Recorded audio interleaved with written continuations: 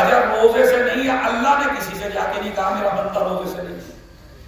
اللہ کو کہتا ہے تو اگر روزے دار کی شکل بھی بنا لے گا تو میں تجھے اسی کا اجر دے دوں گا. تو ایک مسئلہ ہے رمضان المبارک کا احترام کرنا. رمضان المبارک میں جہاں نیکیوں کا ثواب بڑھ جاتا ہے وہاں برائیوں کا عذاب بھی بڑھ جاتا ہے. جھوٹ بولنا 11 مہینے میں بڑا عذاب ہے، لیکن رمضان المبارک میں جھوٹ بہت عذاب ہے.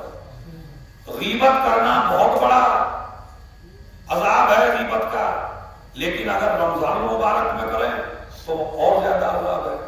گالیاں دینا بہت خطرناک بات ہے، لیکن رمضان المبارک میں گالیاں دینا، جس طرح نیکیوں کا ثواب بڑھتا ہے اسی طرح برائیوں کا بھی عذاب بڑھتا ہے. اور اللہ چاہتا ہے، دیکھیے رمضان المبارک یعنی آفر، رمضان المبارک یعنی اللہ کی طرف سے آفر. ابھی ہولی پہ جائیے آپ تو آفر لگی ہوئی ہوتی ہے، دیوالی پہ جائیے آفر لگی ہوتی ہے، قیمتی سامان بڑے سستے مل جاتے ہیں.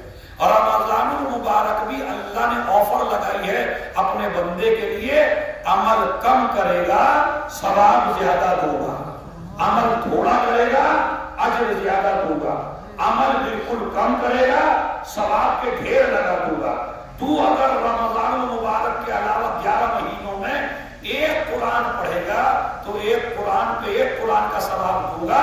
لیکن رمضان المبارک کی فصل بڑی عجیب ہے، آیت ایک پڑھے گا ثواب پورے قرآن کا دو. آیت اب میں ایک آیت پڑھوا دیتا ہوں تاکہ آپ سب کو ایک قرآن کا ثواب ہو جائے. بسم اللہ الرحمن، سب مل کے پڑھیے بسم اللہ الرحمن الرحیم. ایک اور پڑھیے بسم اللہ الرحمن الرحیم. تو یہ بسم اللہ الرحمن الرحیم ایک آیت ہے اور بڑی عظیم آیت ہے قرآن مجید کی، اور یہ بھی کئی بار آئی ہے قرآن مجید میں. قرآن مجید میں 114 سورے ہیں تو بسم اللہ بھی قرآن میں 114 مرتبہ ہے. مگر ہمارا مسلمان بھائی، اچھا آپ کو تو بسم اللہ سے اور زیادہ پیار ہونا چاہیے. میرے مسلمان بھائی جو ہیں بسم اللہ کو بلند آواز سے نہیں کہتے نمازوں میں. آپ ذرا جائیے اہل سنت کی اور مسجدوں میں جائیے. میں تو جب کعبہ شریف گیا تھا عمرہ کرنے کے لیے تو مدینے کی نماز ہو رہی تھی مدینے میں، تو وہ بھی ذرا چیک کریے کبھی کبھی یوٹیوب پہ، تو وہ کہاں سے شروع کرتے ہیں اپنی نماز ہمارے سنی بھائی؟ الحمدللہ رب العالمین الرحمن الرحیم مالک یوم الدین. حالانکہ قرآن مجید جو ان کا چھپا ہوا ہے دیوبند کا، بریلی کا، ہر جگہ کا، بیروت کا اور ان کی سعودی عرب کا، تو جب سورہ الحمد پڑھیں گے تو اس میں بسم اللہ لکھی ہوئی ہے.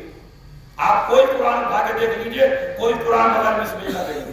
مگر جب نماز میں پڑھیں گے تو الحمدللہ سے پڑھیں گے، بسم اللہ سے نہیں پڑھیں گے. آخر راز کیا ہے؟ خلیفہ اول کے زمانے میں نماز پڑھی بسم اللہ زور سے، خلیفہ دوم کے زمانے میں نماز ہوئی بسم اللہ زور سے، عثمان نے نماز پڑھائی زور سے بسم اللہ پڑھی. مگر جب معاویہ کا زمانہ آیا اور معاویہ نے شام میں نماز پڑھائی اور بسم اللہ کو چھوڑ دیا تو لوگوں میں کوہنیاں چلنے لگی آپس میں. آخر کیا بات ہے؟